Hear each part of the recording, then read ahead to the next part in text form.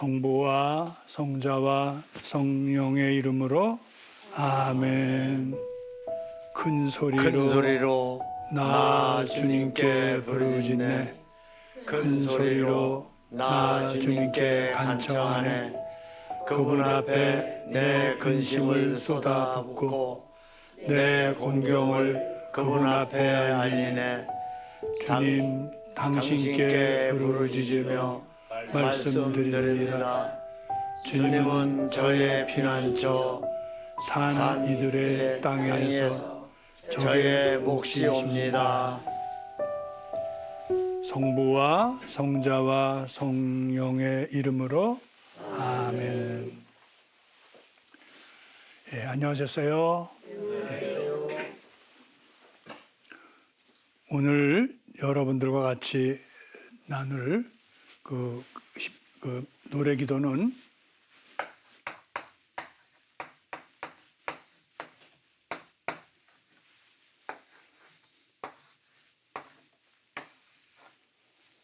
(140입니다) 여기 마스킬 다윗 그가 굴에 있을 때 드린 기도 이런 제목으로 나왔는데, 제가 말씀드렸죠. 우리 시편 입문할 때 이 첫 줄은 참조하기 위해서, 그러니까 꼭 그 시편이 노래 부를 때 그때 꼭 필수 있었던 것이 아니고 후대에 그것도 정확하게는 몰라요. 그러나 때로는 그것이 안 맞는데 또 알지도 못하는 것들이 들어와서 많은 사람들이 또 그것만 공부를 하는 분들이 있는데 나중에 너무 자료가 없고 또 알 수가 없으니까 모르는 게 많아요. 그래서 여기 그래도 오늘 거는 다윗이 그가 굴에 있을 때 드린 기도하면 우리 얼핏 생각나잖아요. 그죠? 예, 그러니까 이거는 좀 역사적인 것과 연결시키려고 했구나 하는 그런 느낌은 갖는다는 거예요. 그러나 이것이 이 시편의 제목이냐 또 연결되느냐 그건 모르죠. 근데 내용을 읽어보면 많이 좀 가깝다 하는 생각을 한다는 거예요. 그래서 여기 보면 큰 소리로 나 주님께 부르짖네. 큰 소리로 나 주님께 간청하네. 그분 앞에 내 근심을 쏟아붓고 내 공경을 그분 앞에 알리네. 제 얼이 아득해질 때 당신께서는 저의 행로를 아십니다.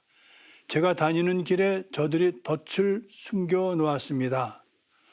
오른쪽을 살피소서. 그리고 보소서. 저를 돌봐. 저는 아무도 없습니다. 도망갈 곳 더 이상 없는데 제 목숨을 걱정해 주는 이 아무도 없습니다. 주님, 당신께 부르짖으며 말씀드립니다. 주님은 저의 피난처, 산 이들의 땅에서의 몫이십니다. 제 울부짖음을 기어겨 들으소서. 저는 너무나 허약하게 되었습니다.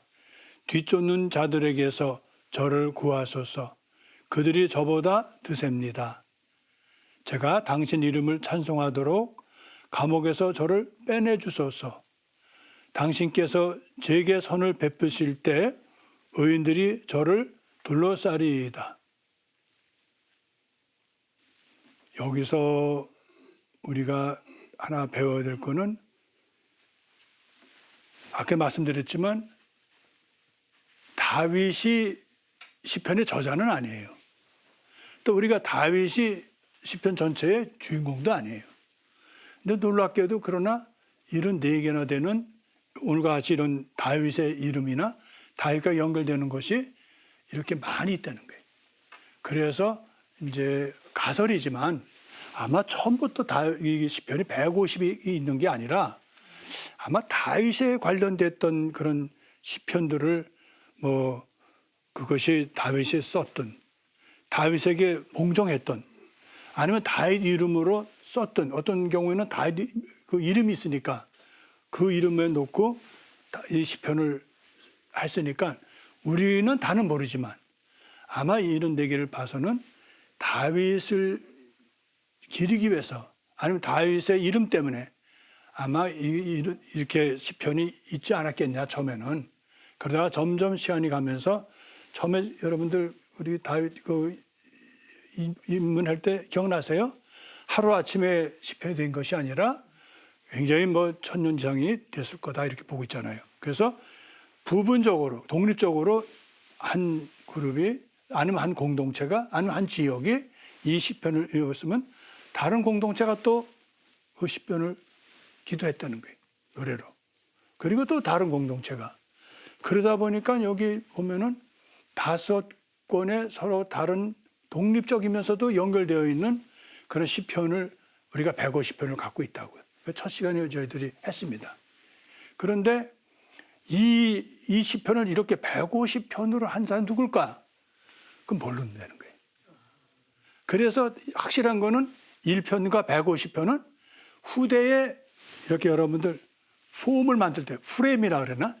만들 때 첫 번에 마지막 거를 이렇게 해서 그것을 안에 넣는 것이 148시집을 넣고 입문과 결론으로 했다고 이렇게 보고 있는 것은 학자들의 거의 일치된 정설이에요. 그러면은 오늘 우리가 142를 보면은 왜 이런 말씀을 드리냐면 이것이 제목은 아니라는 거예요.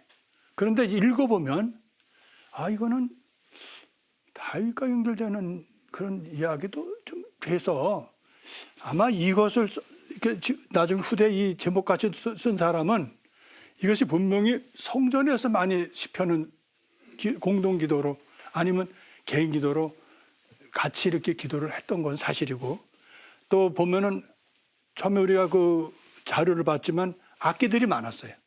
그래서 이 시편은 악기들로서 이렇게 박자를 맞춰서 한 거는 확실하고 또 그냥 내용이 뭐냐면 하느님을 찬미하는 것으로. 예? 그래서 그러한 뜻이었구나. 그래서 우리가 150편은 마지막에 시편을 정의할 때 좋잖아요. 끝나는 것이 아주 장황하게 끝나요. 그러면 오늘 이제 우리가 이 시편을 이제 하면서 그동안 우리가 시편 처음에 79, 74, 그다음에 80을 했어요. 그죠? 이제 오늘은 142 노래 기도를 할 차례인데 혹시 여러분들 이 142를 읽으시고 혹시 의문난 점이나 아니면 질문하실 것이 있으시면 한번 해보시겠어요? 질문 있습니다. 네. 우리는 그동안 노래기도 79, 74, 80을 공동 탄원 기도 노래로 보았는데 오늘 우리가 공부할 노래기도 142는 제가 보기에는 개인 탄원으로 생각하고 있습니다. 제 생각이 맞는지요? 네. 질문 잘 해주셨고요. 또 중요한 질문을 해주셨어요. 왜냐하면 이제까지 자매님도 알고 또 우리도 다 했던 것인데 이것은 공동 탄원 기도라고 보고 있습니다. 그죠? 그런데 오늘 우리가 할 이 기도는 아까 말씀드린 대로 다윗이 이렇게 또 역사적인 것과 조금 연결시킬 수 있는 그런 것이 그 첫 시작에 나와요. 그런데 다윗이 개인이거든요. 그래서 여기 또 주어들이 전부 나예요. 이제 조금 이따 우리가 이제 그 양식사 비판으로 이제 또 접근해 볼 거예요. 예? 여러분 지금 우리가 시편 다 읽어봤지만 그래서 이것이 공동이냐 아니면 개인이냐 요거를 또 한번 나눠볼 거예요. 근데 벌써 한눈에 봐도 공동기도 같지는 않아요. 전부 나에 대한 이고 내가 얼마나 힘들었는데 이런 내용으로 쭉 나가거든요. 그 내가 또 너무너무 힘들어서 나를 위해서 뭐 덫을 놨는데 나를 걸려들게. 그런데 내가 또 그렇게 길을 가는데 그렇게 그 덫이 있는 걸 알면서도 그래도 하느님은 나를 잊지 않고 계신다. 이런 얘기 또 하거든요. 그래서 나라는 건 그래서 1인칭의 주가 되어서 아마 자매님이 질문한 또 자매님께 느끼는 거는 맞다고 저는 봅니다.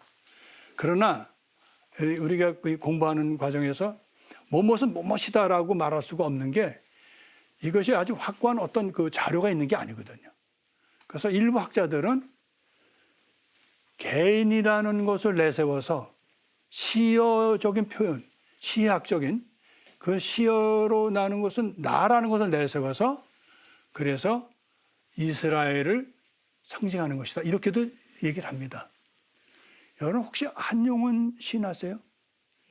예, 한용운 시인이 이러한 시를 했던 걸로 기억나는데 그동안 또 바뀔 수도 있어요. 제가 많이 머리가 바뀌었듯이. 임은 같습니다. 거기 임은 뭐예요? 나라라고요. 그죠? 나라는 공동이잖아요. 근데 시인들은 그 시어를 통해서 임이라는 것을 통해서 바로 나라를 이렇게 나타냈는데 당시에 일본 그런 그 압제하에 저희들이 있었잖아요. 그러니까 안 들키기 위해서 알려지지 않고 그러면서 나의 그것을 그대로 전해주고 싶은 시인의 심정이 있었던 거예요. 그래서 그거를 조금 빗대서 보시면 아마 이해는 가실 거예요. 여기는 개인이지만 이것이 또 이스라엘 공동체, 원래 성도는 공동체로 같이 하는 일이 많으니까. 그래서 자매님이 한 것은 맞습니다.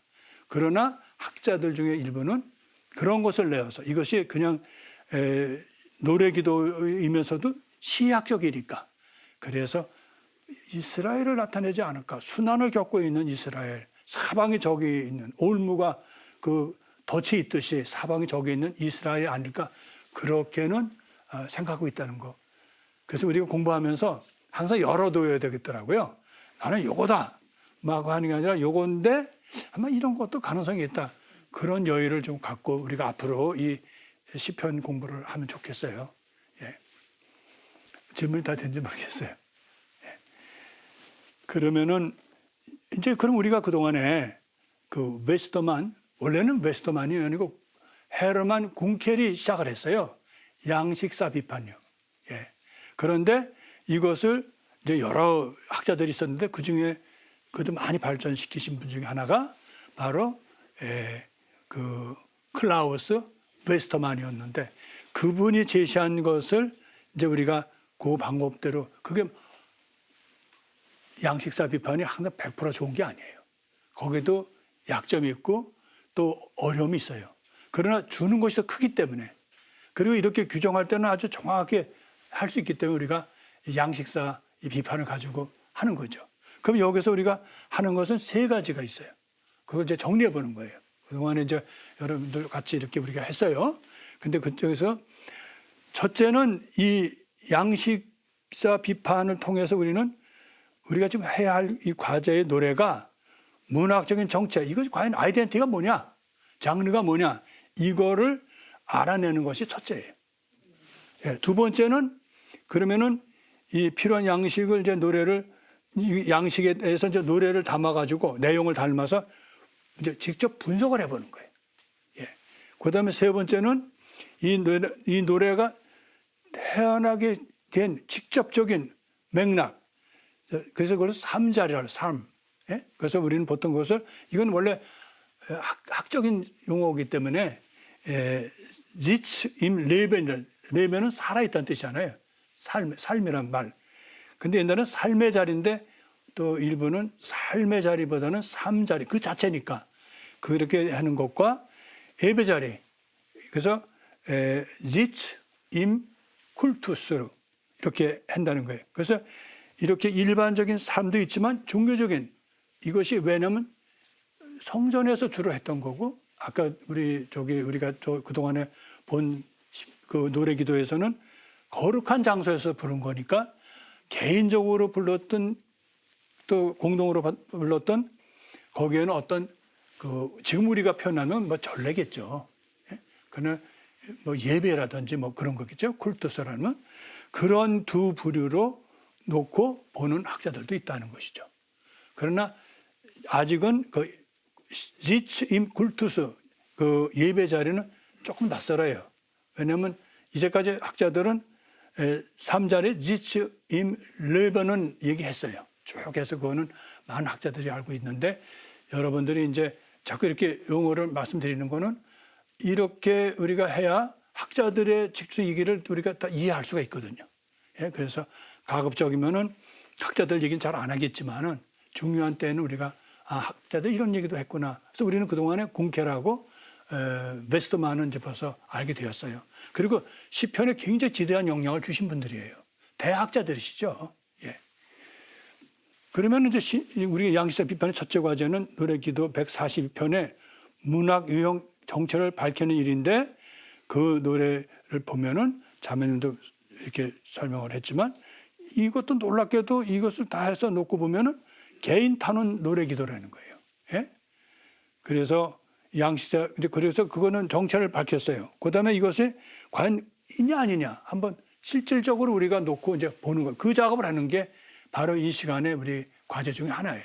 이제 여러분들 대충은 이제 우리가 강의하는 그런 것을 조금 이해하실 거예요, 그죠? 예.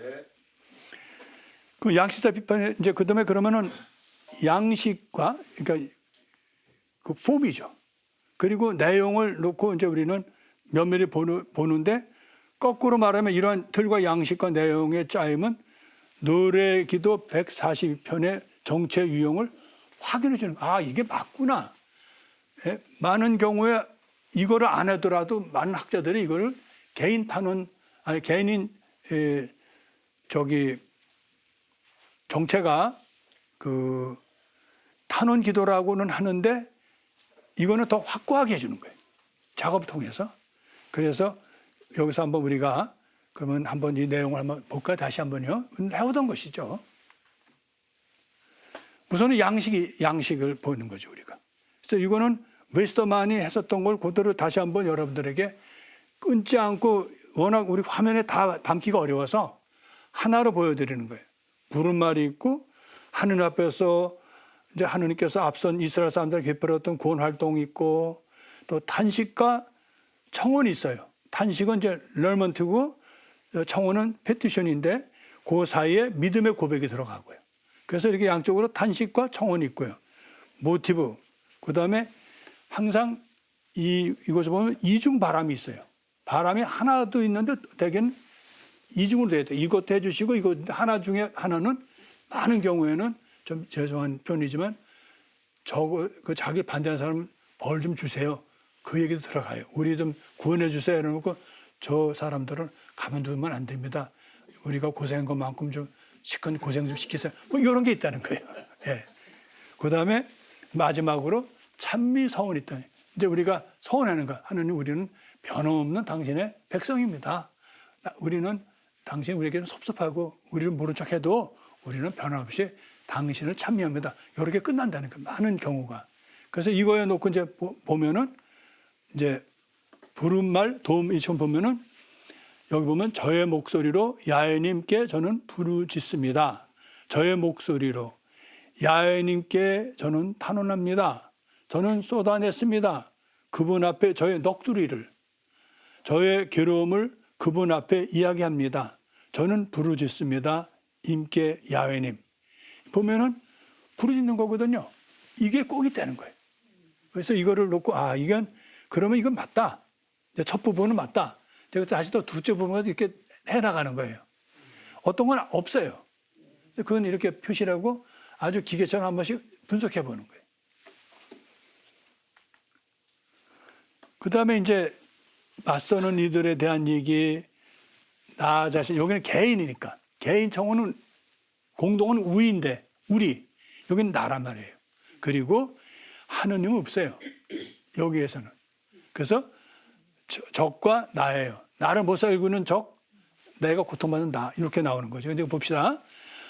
적은 임께서도 아십니다. 저의 길을 제가 걷는 길에 그들은 숨겼습니다. 저를 위험에 빠뜨릴 올가미를 설치했다. 그게 적들이 나한테 해는 해꾸지. 예? 그 다음에 이제 나에 대한 얘기예요.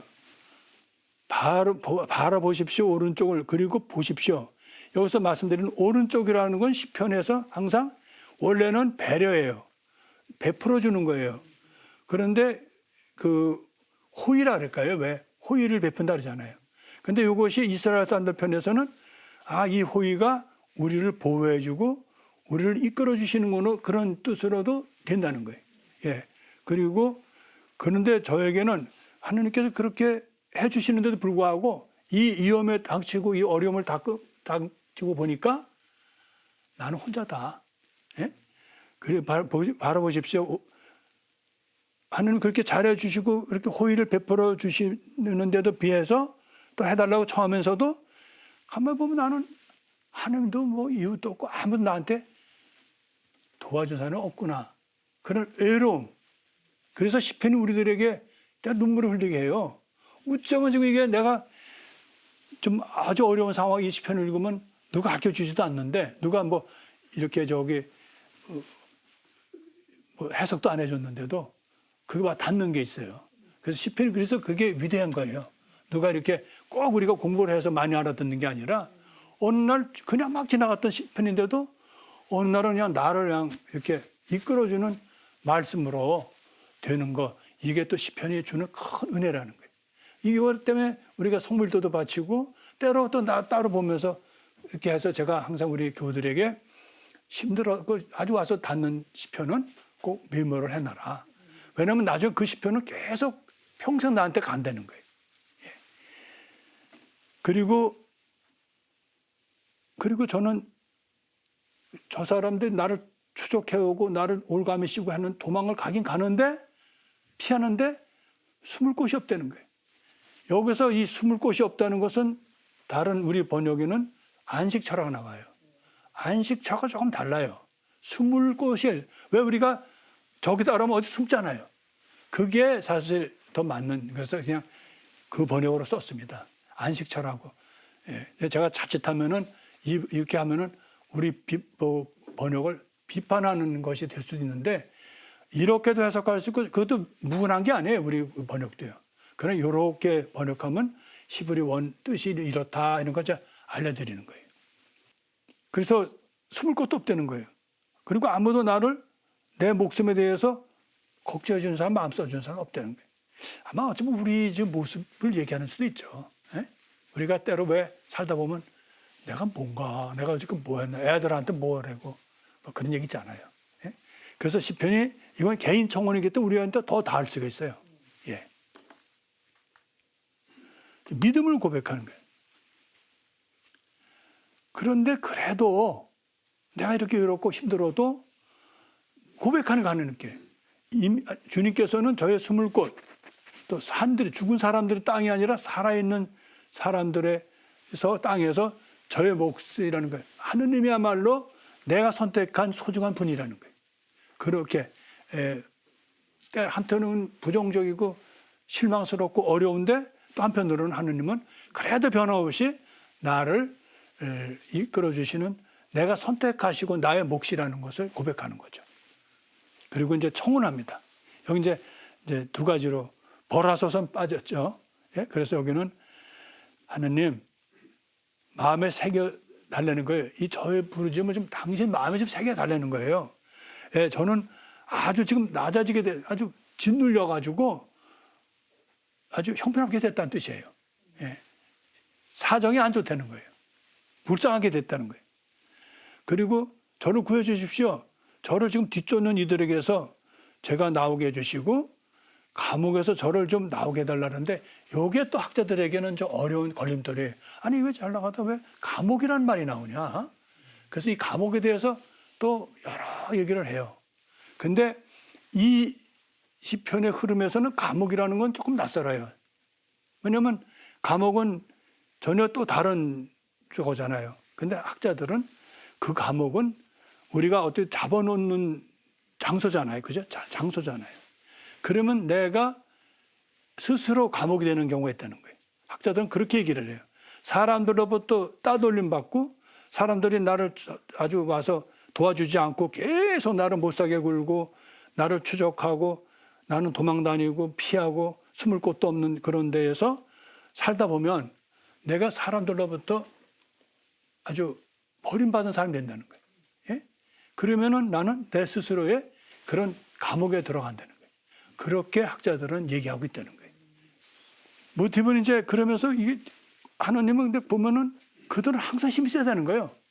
나는 올가미에 한번 여름 빠져봐요. 꼼짝 못하잖아요. 그런 처지가 된다는 거예요. 저긴 나 올가미를 딱 묶어놓고 나를 꼼짝 못하게 해놓고 강자로 있고 나는 항상 약자로 있습니다. 그들이 더 힘이 셉니다라는 것을 이제 이 그것을 하나의 모티브가 되는 거죠. 그리고 이제 저는 주님께 바랍니다. 제가 주님의 이름을 고마워할 수 있도록 날 좀 도와주십시오. 이 어려움에서 나를 좀 구해주셔서 주님의 이름만 들어도 주님의 그런 말씀만 들어도 주님이 함께 계시다는 것만 들어도 내가 늘 감사할 수 있도록 날 좀 구해주세요. 이런 의미가 거기 있다는 거예요. 그러면서도 그러나 하느님 나는 변함이 없습니다. 이렇게 힘들고 어려워도 하느님 나는 당신을 고마워하고 찬미하고 그리고 당신을 잊지 않습니다 하는 얘기를 꼭 넣는다는 거예요. 시편 저자는. 끝으로 이제 이것이 시편의 아주 그 개인 시편의 특징 중에 하나인데 이 기도가 들어줄 것이냐 안 들어줄 거냐. 하나님도 들어주실 거예요. 안 들어주실 거가 아니라 확실하게 들어주신다고 확신을 갖는 거예요. 그래서 여기 저는 주님께서 나를 그 의인들이 여기서 말하는 의인들이 뭘까?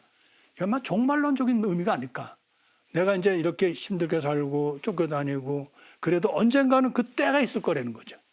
그래서 그때는 바로 나와 같이 이렇게 고통을 겪고 하느님을 위해서 살아가는 사람이 실망도 하고 또 여러 험한 일을 겪어도 결국 하느님만을 위해서 살아가는 사람들이 모이는 자리가 함께 마련해질 것이다. 그래서 이게 이제 구약에서는 확실한 구원, 우리 신약에처럼 하느님 나라든지 이런 구원의 정립이 안 됐지만 시편의 많은 시편은 종말론적인 의미도 담고 있다는 거예요. 네. 그래서 거기서 내가 이렇게 힘들고 어려운 것을 주님은 나를 잊지 않고 그것을 내가 이렇게 꿋꿋하게 주님을 믿고 살아온 나에게 주님은 이 모든 것을 감사 또 기쁨으로 갚아주실 것이다. 이것이 시편의 주 내용이에요.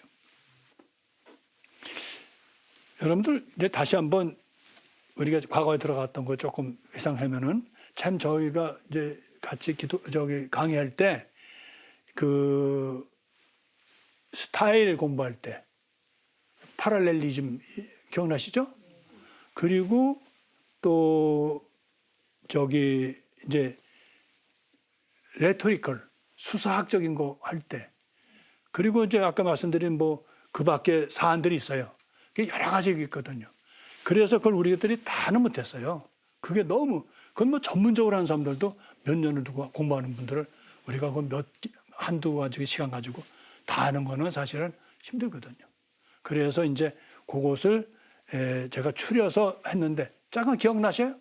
그 로트라는 그 주교님, 로버트 로트라는 영국 영문학 교수, 옥스퍼드에 그거 기억나시죠? 그분이 했던 걸 잠깐 우리가 회상하면서 오늘 이제 우리가 공부했던 걸 좀 적용해 보려는 거예요. 예? 거기 보면은 그분은 그의 논문에서 이렇게 얘기하셨어요. 2개나 3개의 시행들, 예? 스틱 또는 라이너리죠. 그것이 하나의 시를 만드는데 그 시행들의 형태는 내용은 평행을 이룬다. 그걸 아마 여러분 들었을 겁니다. 그 평행은 첫째는 뭐예요?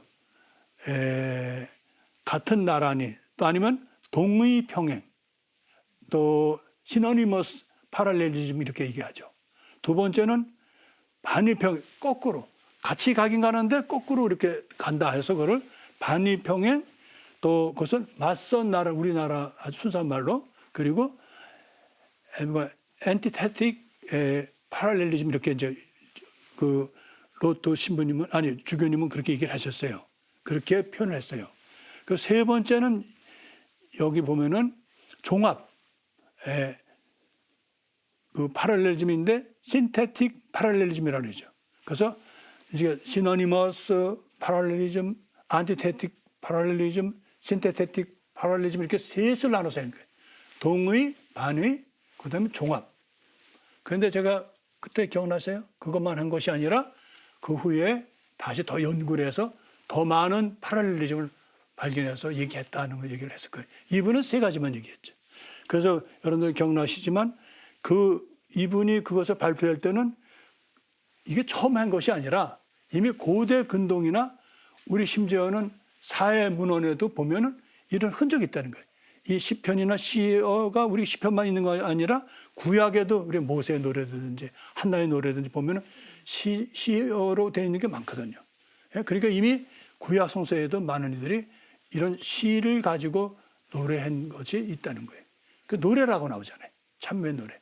그리고 또 우리 성모님도 성모의 찬미 노래가 나오죠. 성모님 찬미 노래. 지카리아 노래라든지. 그래서 이스라엘이 갖고 있는 특징 중에 하나가 제가 그래서 아직 뭐 조금 어색하긴 하지만 연도 얘기를 했잖아요. 우리 교우들이 사실 그게 음악적인 건 아니잖아요. 그래서 거기 독특한 게 있잖아요. 그죠? 그 어릴 때도 저희 우리 교우들은 어릴 때부터 그게 무슨 내용인지도 모르는데 그 시편인지도 모르고 그때는 들었던 거죠. 나중에서 이제 그 연도 그 공부를 더 하시는 분들이 이게 다 시편이네라는 얘기를 이제 나중에 하시지만 어쩌면 그 시편이 우리나라에 들어와서 시편의 그 노래 기도의 본 모습을 좀 회복시켜 준 거예요. 노래를 했으니까. 근데 읽지는 않았잖아요. 예. 그래서 여기에 우리 오늘 이제 이 노래 기도를 140의 노래 기를 한번 보면 그런 이분이 설명했던 동의평행하고 반의평행이 있다는 거예요. 한번 보실래요? 여기 보면은 맨 첫째, 저의 목소리로 야훼님께 저는 부르짖었습니다. 그런 거 우리가 이미 읽었어요. 그죠? 저의 목소리로 야훼님께 저는 탄원합니다. 얼핏 보면 반복한 것 같아요. 근데 내용은 거의 같아요. 근데 보면 저의 목소리로 또 작은 다시 반복할 때 그걸 이제 작은 A, B, C로 했죠. 그죠? 저의 목소리로 야훼님께 이건 같아요. 근데 저는 부르짖습니다. 저는 탄원합니다. 단어는 틀려도 내용 같아요. 하나님께 부르짖는 거나 하나님께 탄원하는 거나. 그래서 이것을 나란히 A, B, C 다시 반복해 A, B, C로 나가기 때문에 이거를 이제 시너니머스라고 보통 하고 보통 이제 동행평행이라고도 하고 이제 우리가 같은 아주 순수한 것만은 같은 나란히 같이 나란히 가니까 같은 나란히 아마 여러분 기억날 거예요. 예? 그리고 두 번째는 이제 다음에 그 두 절 중에서 다시 내려가 보니까 저는 쏟아냈습니다. 그분 앞에 저의 넋두리를. 예? 근데 여기 또 뭐가 있어요? 저의 괴로움을 그분 앞에 이야기합니다. 그분 앞에라는 걸 놓고는 바뀌어요. 그죠? 여기 보면은 저는 쏟아냈습니다. A. 그분 앞에 B. 저의 넋두리를 C라고 한다면 가만히 보면 저의 넋두리나 저의 괴로움이나 같은 내용이란 말이에요. 거기 C. 그 다음에 그분 앞에 이야기합니다. 그렇게 요거를 나란히 하면서도 이렇게 하는 것을 시어적인 표현이라는 거예요. 근데 이런 것이 우리가 앞으로 하면서 하나씩 이제 이렇게 나가기 위해서 우리가 조금 어렵게 그 이론을 좀 했는데 이제 그걸 여러분들 이렇게 얘기하면 이제 이해하시잖아요. 알아듣잖아요. 그죠? 이제 앞으로 더 잘 알아들으신다고. 네. 예, 그러면 이제 우리 강의를 이거 더 해야 되겠다. 이제 그것 때문에 걱정하는 거죠. 예.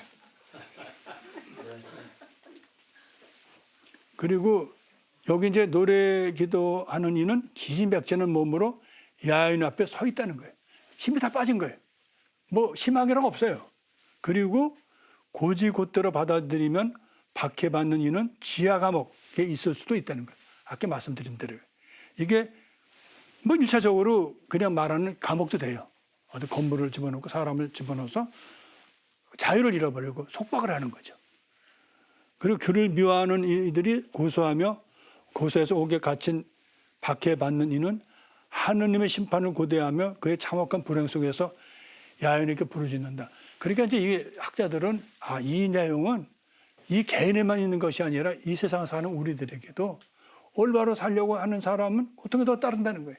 세상에 말한 대로 그냥 그게 좋은 게 좋다 그러면 그렇게 고통은 없다는 거예요. 그러나 올바로 살려고 하면은 어려움이 있다는 거예요. 세상에 유혹도 있고 또 정의가 아닌 데서 오는 그 그러니까 질서 없는 것도 있거든요. 흐트러진 것도 있고 그런 데에서 우리는 세상에서 또 하나의 감옥에 사는 거라는 거예요. 이 세상이 천국은 아니라는 거예요. 이 세상이 우리가 머물 수 있는 그러한 약속의 땅도 아니라는 거예요. 그래서 여기 그렇게 영적으로 좀 이것을 해석하는 학자들이 있다는 거예요. 예. 그래서 여기 바이올이라는 사람은 이제 그렇게 설명을 해서 이 감옥을 꼭 가둬두는 그런 지상의 것으로 보지 말고 심판을 기다리며 현재를 살아가고 있는, 어려움을 겪고 있는, 또 다른 그 감옥에서 살고 있는 그런 신앙인들에게, 하느님을 사랑하는 사람들에게 이것이 연결된다, 이렇게 얘기를 하고 있는 거죠. 그 다음에 여기는 희망을 가지고 올바르게 살려고 하지만 세상은 악을 저지르는 게 더 많다는 거예요. 어떻게 보면 그렇게 사는 게 또 세상 사는 게 맞는 것 같기도 하고, 거짓말하고 뭐 약속은 뭐 여러 가지인데도 또 잘 살거든, 그 사람이. 그럼 내가 잘 사는 건가? 내가 사는 이 모습이 이게 이렇게 회의를 갖는다는 거예요. 그 얘기를 지금 하고 있는 거예요.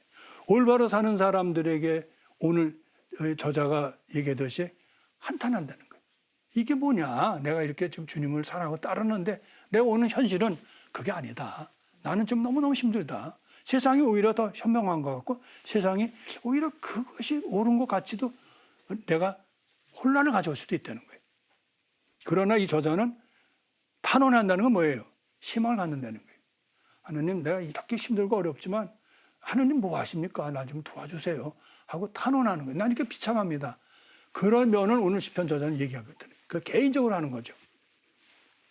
그래서 여기서 제가 아까도 말씀드렸지만 이거는 그 시적 기법으로 1인칭이지만 이스라엘 사람을 해서 지금 사방에서 이스라엘 사람들은 참 운명도 기구하긴 해요. 나라가 작아요. 거기다 북쪽에서 다리 역할이 이게 다리라 그래요. 여기가 막강하면 이게 이 다리로 들어오고 이집트 강하면 또 이게 이렇게 가고 거기 왔다 갔다 하면서 이스라엘 사람들은 죽는 건 이스라엘 사람이에요. 그래서 우리 뭐 전쟁이 일어나면은 국제 뭐 제국이 그런 게 아니라 그 약소국 민족들이 더 고통받는 거 우리 늘 현실적으로 보잖아요. 아무 죄도 없는데 그냥 쓸려가지고 이스라엘 사람들이 그런 길목에 살았기 때문에 그래요. 이스라엘 사람 지정학적으로도 참 어렵고 고약한 데 살았어요. 예. 그래서 여기서 그렇게 고통받고 하느님의 민족이고 하느님은 희망을 하지만 현실적으로는 계속 힘없이 당하고 올매에 물려있는 것 같이 꼼짝 못하고 또 적들은 또 무세하고 지금 뭐 저기 바빌론 얼마나 막강했습니까? 아시리아 그렇죠? 나중에 그 헬레니즘을 일으킨 그리스도 그랬죠? 이게 정할 수가 없는 거예요. 그게 마치 올무에 빠져있는 함정에 빠져있는 신세가 된 이스라엘 사람들을 얘기한다. 이렇게 이제 누가 얘기해요? 바이올린이 그렇게 좀 계속 얘기를 하고 있어요. 그래서 이때 하느님께 이 시편이 전해주고 있는 것은 그럼에도 불구하고 하느님은 이제 그들의 소리를 안 들으시는 것 같이 느끼는 거예요. 한 시편 저자는 어쩜 하느님을 이렇게 내가 떠드는데 왜 들어주시도 않느냐. 이런 갈등을 꼭 얘기해서 그것이 비탄의 얘기로 나오는 거예요. 탄식으로. 예. 그래서 이것은 순환받는 약소 민족으로서 그러나 하느님을 사랑하는 민족으로서 그래서 체면도 없죠. 하느님을 믿는다고 체면도 없는 거예요. 너무너무 형편이 당하니까. 예? 이게 뭐냐 이거지. 하느님을 사랑하는 우리가 이 하느님의 거처라는 성전도 다 부서지고 다 뺏어가고 또 아시리아는 우리가 한 민족이라고 하는데도 서로 뿔뿔이 갈라지고 싸우고 그러는 북서에서 우리 말려들고 그래서 그러한 이스라엘이 통일 이스라엘이었다가 서로 갈라 싸우기도 하고 난 다 망했던 그 이스라엘을 말하는 것이다. 이렇게 얘기도 한다는 거예요. 적지 않은 주석가들은 또 이것을 바빌론 유배와 연결시켜요. 항상 이 시대가 나오면은 바빌론이 중심이 되는 것 많아요. 어떤 때는 아까도 우리가 다른 시편은 아시리아하고도 연결되는 것 같은데 또 어떤 일부 학자들은 아니다. 그래도 이스라엘이 그 모든 것은 시온으로 향한다는 이스라엘의 신학이 있거든요. 후대에서도 다른 그 북부 이스라엘이 아니고 그래서 바빌론에 있었던 그것으로 해서 이 1인칭을 이스라엘 공동체로 보려고 했고 크라우스는 이런 입장을 또 반대합니다. 왜냐하면 이것을 가지고 너무 그 시대에다가 붙이지 말아라. 그것이 어떻든 간에 하느님을 사랑하는 사람들이 받는 그런 고통과 그 어떤 그 절규라 그리고 하느님께 대한 희망을 이해하는 거지 꼭 그런 어떤 역사적인 그런 바빌론에다가 연결시킬 것은 어폐가 있다서 학자들끼리 좀 이렇게 서로 주장하는 게 있고 이제 그렇다는 걸 이제 알려드리는 거예요. 그래서 여기서 시침 릴번에서 이제 결론은 이것이 유배 전이다, 유배 후다, 아니면 멀리 떨어진 아시리아다 이렇게 얘기하지만 사실은 이것을 나중에 이렇게 다 정확해 보면 이걸 정확하게 어디라고 이렇게 꼭 집어서 시대적으로 얘기하기는 좀 무리가 있다 그런 얘기를 하죠. 예. 그래서 이것을 이제 억압받는 사람들이나 누구나 다가갈 수 있었던 그런 하나의 기도의 폼이었다 이렇게 얘기는 하고 있습니다. 그러면 이제 우리가 오늘 조금 이제 원래에 있었던 그 첫 제목에 있었던 것을 보면은 아둘람 동굴에서 또 엔게디 동굴에서 이 다벳이 굴에서 노래했다고 나와요. 그럼 왜 이것을 역사적으로 왜 이렇게 얘기를 했을까? 가만히 보면 다윗이 이 시편의 마치 주인공처럼 이것이 연결된지 아닌지는 모르죠. 그러나 후대에 이게 하여튼 다윗이 시편과 연결되는 것은 있었어요. 시편이 그 분에 대한 중심은 아니지만 그래서 여러분 아시지만 그 골리앗과 싸움하고서부터 다윗이 도망 다니잖아요. 그죠? 그런데 그 상황이 보면은 늘 쫓기는 자세예요. 도망 다니고. 정말 사막이 제일 나쁜 것 중에 하나가 숨을 데가 없어요. 예? 뭐 숲이 있다든지 무슨 계곡이 있다면 숨기 좋은데. 그래서 여기서 그래도 내가 이 사막에서 쫓기고 어떻게 또 그 올무의 그 덫에 이렇게 시달려도 하느님은 그래도 산 땅에서 내가 선택한 몫이니까 하느님 내가 이렇게 절망 힘들어도 내가 또 희망을 갖는다는 뜻도 가져요. 다윗을 저는 참 이렇게 묵상하면 할수록 그 구약에서 왜 다윗을 그렇게 높이 평가할까? 한결같은 하나님에 대한 사랑이 있거든요. 성실성이 있거든요. 예.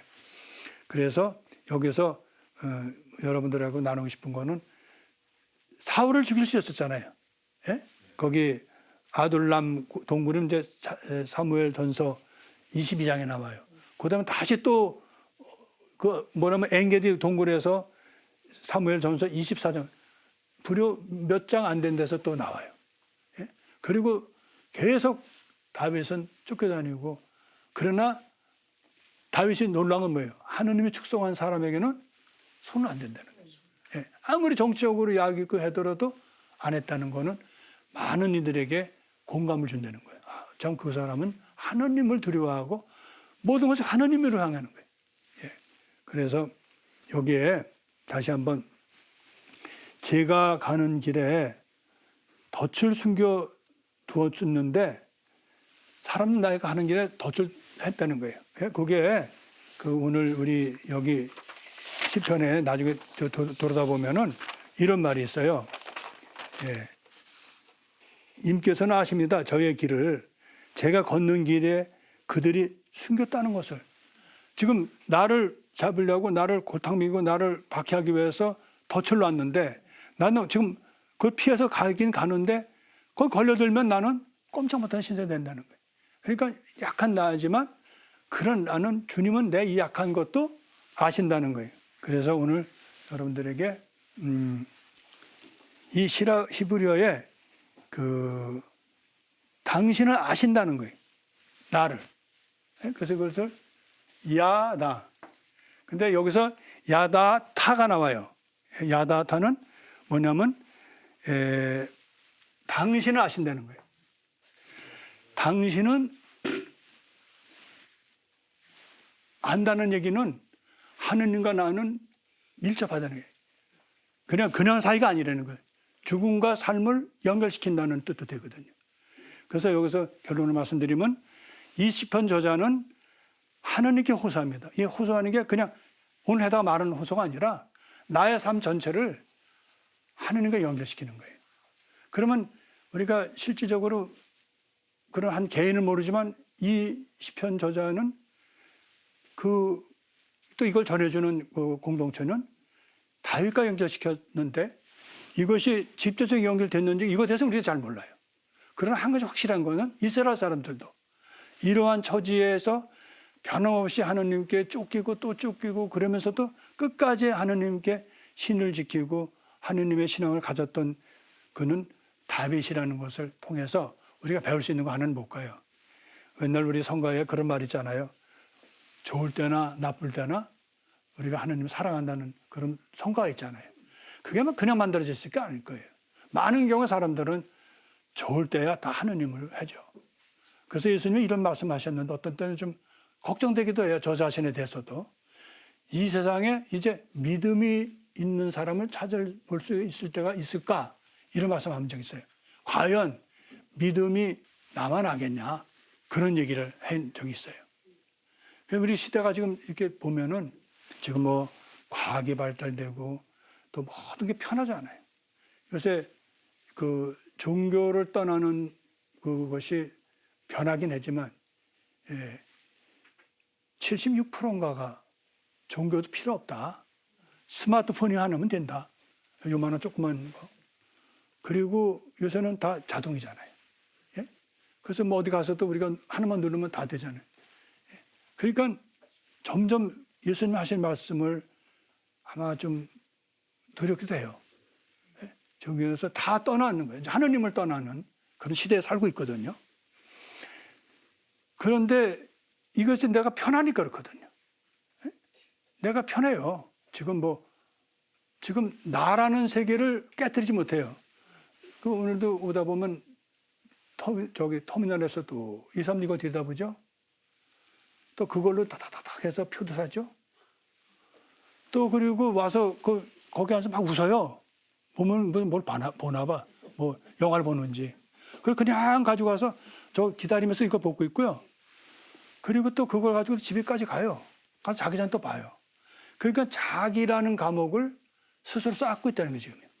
근데 그거를 가장 편한 것으로 제일 무서운 게 개인주의거든요.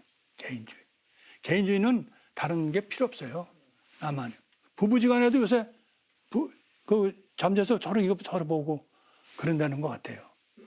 그래서 우리가 오늘 이 시편은 우리에게 우연한 것보다도 이 세상에서 내가 원하는 대로 되는 것은 없어요.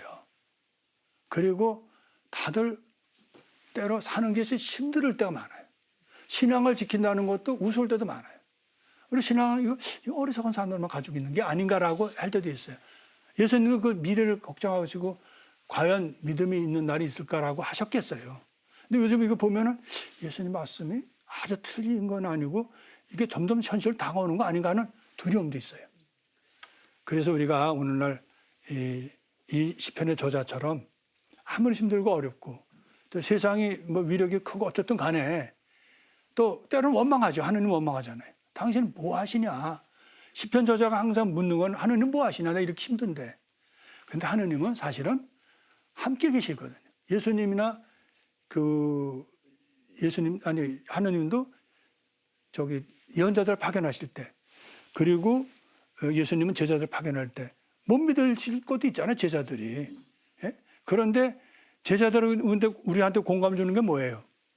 부족함이거든요. 그래도 예수님은 그들을 믿잖아요. 예? 결국은 부활한데도 다 도망갔잖아요. 나중에 왔는데도 의심하잖아요.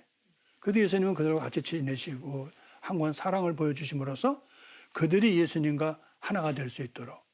그래서 우리를 변하지 않게 하는 게 뭘까? 우리도 모르지만 하느님의 사랑이라고 봅니다. 하느님께 희망을 거는 사람은 하느님의 사랑을 우리가 다는 몰라요. 그러나 그 하느님의 사랑을 굳게 믿는 것은 바로 우리 신앙의 기본이라고 봅니다.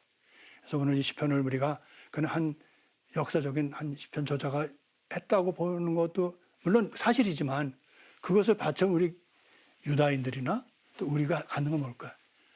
하느님께 대한 변함없는 사랑이라는 거예요. 하느님께 변함없는 신앙만이 우리가 이 시대에 아무리 혼란스럽고 어려워도 우리가 시편의 저자처럼 항고한 성실한 사람으로 신앙인 사람으로 남는다고 봅니다. 오늘 또 이 강의를 통해서 우리가 우리 삶을 한번 보고 또 우리 공동체를 보고 또 우리의 함께 사는 우리 이웃들을 보면서 우리가 정말 하느님께 성실한, 어디에도 변하지 않는 그러한 외치는 사람, 실망해도 실망하면서도 외치는 희망을 갖는 그런 우리 신앙이 될 수 있는 그런 은혜를 청하면서 오늘 또 우리 또 같이 또 오늘 소중한 시간을 한번 또 마칠까 봅니다. 하여튼 감사드립니다. 성부와 성자와 성령의 이름으로 아멘. 영광이 성부와 성자와 성령께 성부와 성자와 성령의 이름으로 아멘.